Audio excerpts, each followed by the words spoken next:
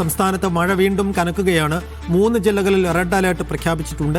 കോഴിക്കോട്, വയനാട്, കണ്ണൂർ ജില്ലകളിലാണ് അടുത്ത 3 മണിക്കൂറിലേക്ക് red alert പ്രഖ്യാപിച്ചത്. രജീഷ് നരിക്കുനി വിശദാംശങ്ങൾ നൽകും. രജീഷ്, മഴ വീണ്ടും കനക്കുന്നു. എന്താണ് സംസ്ഥാനത്തെ പൊതുവിലുള്ള സാഹചര്യം?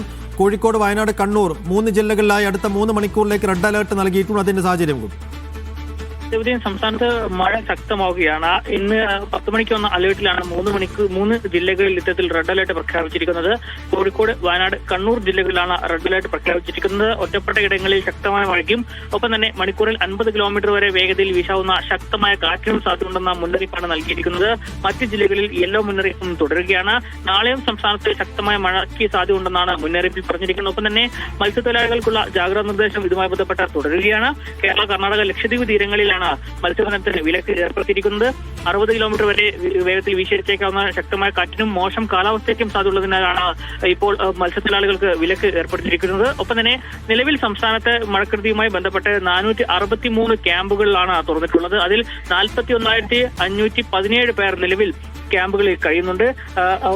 വെള്ളം ഇറങ്ങുന്ന ആളുകൾ പോകുന്നുണ്ടെങ്കിലും നിലവിലെ സാഹചര്യത്തിൽ 463 ക്യാമ്പുകളിലായി 41,517 പേരാണ് ഈ വിവിധ സ്ഥലങ്ങളിൽ ക്യാമ്പുകളിൽ കഴിയുന്നത്. എന്തായാലും ജാഗ്രത കൈവിടേണ്ട സമയമായിട്ടില്ല. ജാഗ്രത പാലിക്കണമെന്ന നിർദ്ദേശം തന്നെയാണ് ദുരന്ത നിവാരണ അതോറിറ്റി ഇപ്പോൾ നൽകുന്നത്.